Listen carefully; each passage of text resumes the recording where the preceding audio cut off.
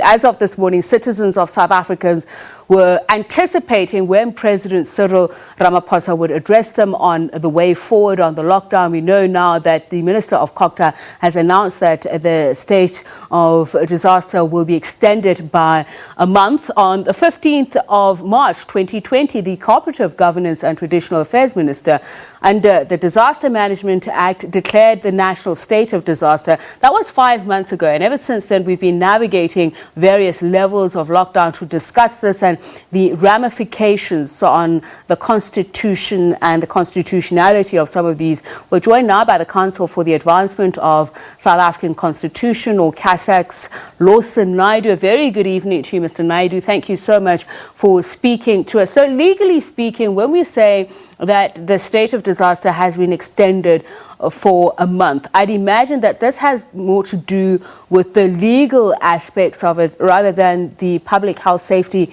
implementations. Good evening, Sipi. So, yes, we have to assume that that is the case, but although in the gazetted announcement that the Minister of Cooperative made today, there's no detail as to why the national state of disaster has been extended, except for her saying that legislation and regulations will need to be augmented in order to continue our response to the pandemic. So we really don't know why. Hopefully we might get a bit more of an idea when the President addresses the nation this evening. But, you know, the Disaster Management Act, as it stands, does provide the authority to the Minister to extend the national state of disaster on a month-to-month basis now. We're about to enter the 6th month of this national lockdown. And, I think it is of concern that it is of such a long duration. And from a governance point of view, the fact that Parliament is not involved in oversight of any of the regulations that are being promulgated by the Minister or by Cabinet. And that's something I think that we need to really reflect on in terms of what the long-term impact on our democracy might be. Let's talk about that. In July, we had the Constitutional Court dismissing an application to have the regulations of the lockdown declared unconstitutional, as well as the National Command Council being declared inconsistent with the Constitution and the Disaster Management Act. Just in terms of your understanding of why the Constitutional Court ruled in this manner and why this was an important litmus test of the democratic principles as you speak about under lockdown. Well, I think the courts have taken, different views on the lockdown and what the appropriate test is to apply as to whether the actions taken by government and the Minister Dlamini-Zuma are reasonable or rational in terms of the Disaster Management Act. We're still awaiting clarity on what that legal test ought to be. So there is still a fair bit of confusion as to the extent of the minister's powers. The Act speaks of providing authority to take steps that are necessary to stem the pandemic. And there can be a lot of argument about what steps are actually necessary, what may be desirable, or what may be just be the whim of the of Cabinet at a particular point in time. And in this case, the court found that, as they put it, the applicants may see the regulations as inconvenient and having caused some sort of discontent. So let's weigh up the greater public good and government's imperative as a state at this point. And I'm saying this against the backdrop of what President Cyril Ramaphosa will have to say to us at 8, what he would have to be taking into consideration. Well, I think, with the courts, I think they've set a very low threshold because they don't want to be second-guessing decisions that are taken by Cabinet in this regard.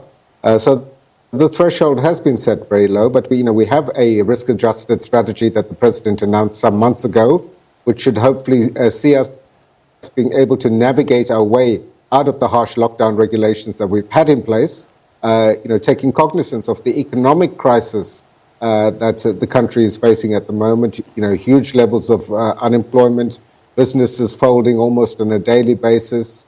And I think very importantly, the social relief measures that have been announced, not really getting to people that really need it in the numbers that is required. So this is all creating a social crisis that government has got to address. And I think the calls for an easing of the lockdown is foremost in the president's mind. Which sectors of the economy can be reasonably opened without too much of an impact on the public health response? I think he's going to look specifically at the tourism and hospitality sectors.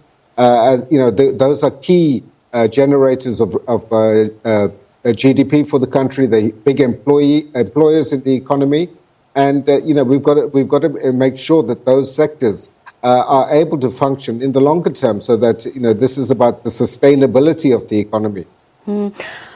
Speaking of sustainable, we know that these regulations and even the National Disaster Act and how it's been implemented itself have been subjected to court challenges, as you mentioned. But I'd like you to juxtapose what is happening with the Bill of Rights. Obviously, there have been unintended consequences of COVID-19. I don't think anybody would have foreseen it. So government would argue that it's doing its best. But if you look at the alcohol and tobacco sales, for instance, that has raised many questions about whether or not there's not some overreach in the constitutional rights of people. Well, indeed, and I think we had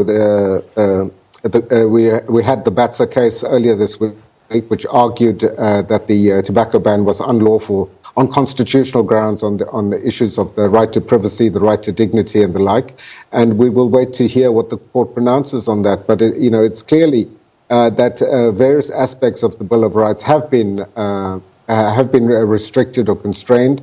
The freedom of association, the right to protest, the imposition of a curfew, all impact on our rights as citizens. But many of those we've been, quite happy to accept, because we see it as being in the greater national interest of dealing with the pandemic. But that balance has got to be struck, particularly at a time where we're seeing infection rates decrease.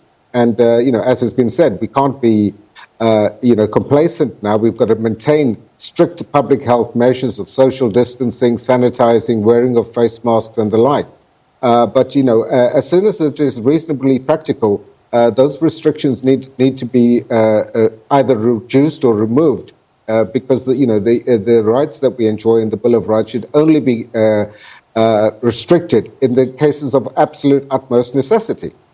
And in your view, has government at any point overstepped? Well, I think those are issues that people can debate. The issues of, I think, interpretation and the like. And I think what has been, I think, of concern is government's inability to explain some of its decisions adequately, the inconsistency of the approach of government in certain instances. For example, allowing places of religious worship to open with up to 50 people present.